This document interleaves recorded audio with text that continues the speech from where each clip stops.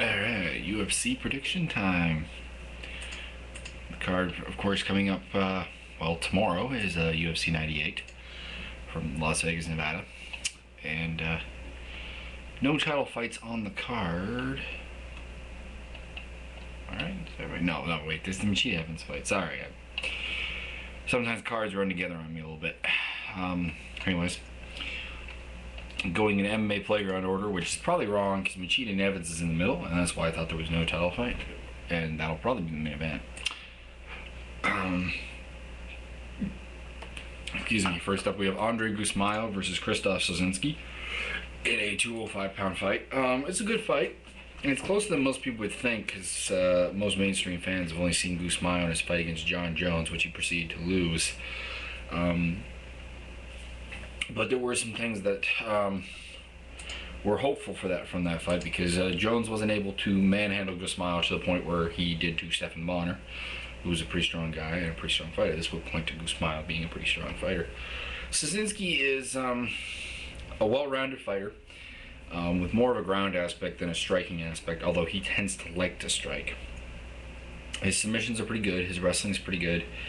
His submission defense is pretty good. But he's up against a better grappler, Andre Gusmail, and a taller guy, and I think probably a more powerful striker, if not a better one.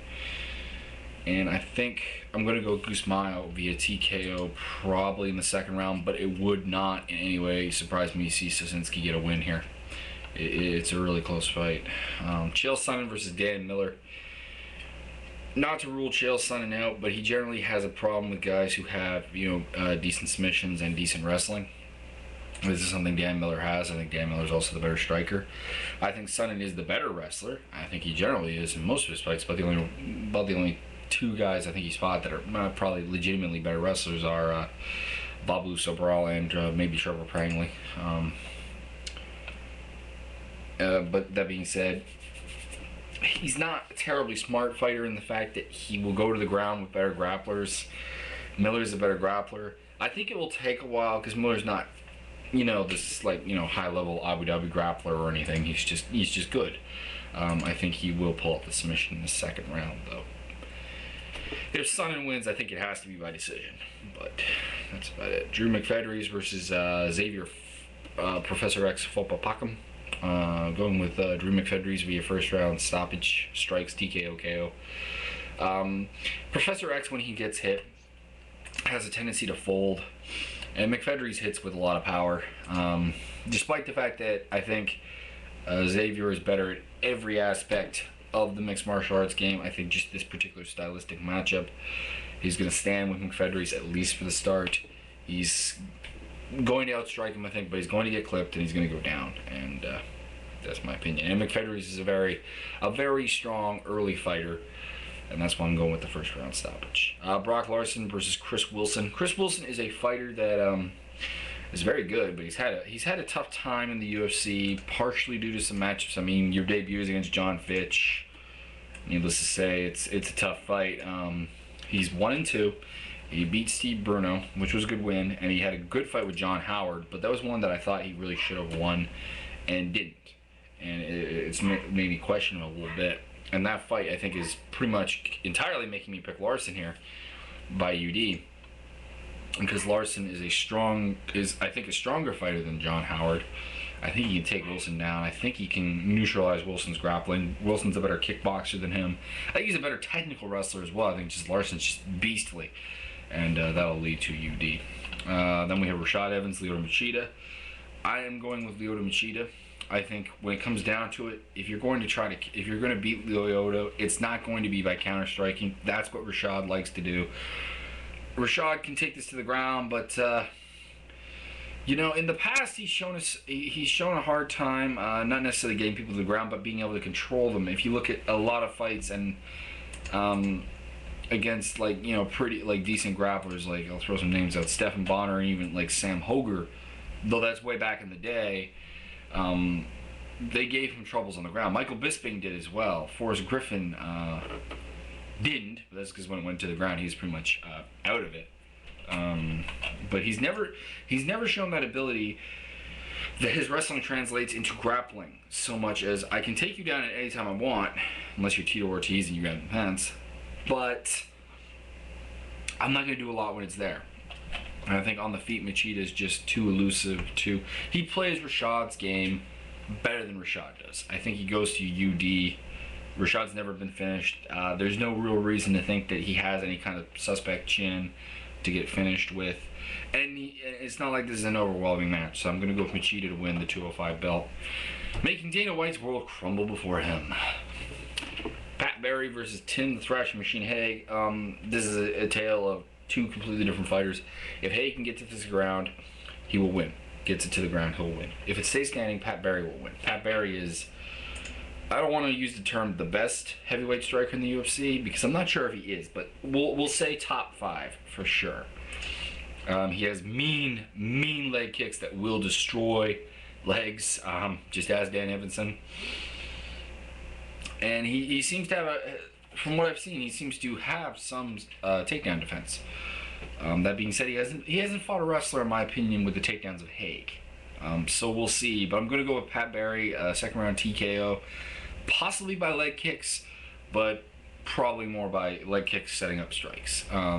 Brandon Wolf versus Yoshiyuki Yoshida. Brandon Wolf, of course, getting his second fight after getting completely destroyed by Ben Saunders. Yoshida's not that type of fighter, but at the same time, Yoshida is a judoka with a better ground game than Wolf, who is more of a wrestler. He has some stand-up, but so does Yoshida. I think Yoshida can handle him on the feet. I think he can take him to the ground, probably sub him second round. I think it's going to take a little bit of time for him to get a little bit softened up. Felipe Nover versus Kyle Bradley. This is the usual tough, not winner, but runner-up, who they like to promote as well. And you know Dana White loves Felipe. He was really probably very sad that Efren won. He's fighting Kyle Bradley. This is a setup to win. Bradley's had, I want to say no success in the UFC, but I'm going to go to Fight Finder real quick. And I'm right. He's lost to Chris Lytle and Joe Lozon. Both not in terribly impressive fashion. So I'm going to go with Nover. I'm a little hard pressed to find a round. Bradley's a good grappler, so I don't think it'll be a submission, but it'll probably be a TKO, KO. I'm going to gamble and say first round. Dave Kaplan versus George Roop. As much as I like George Roop, I admire his spirit. I admire his heart. He got handled very easily by Felipe Nover. He was not that impressive against John Polakowski, all things considered, and he was not impressive against Shane Nelson in a loss.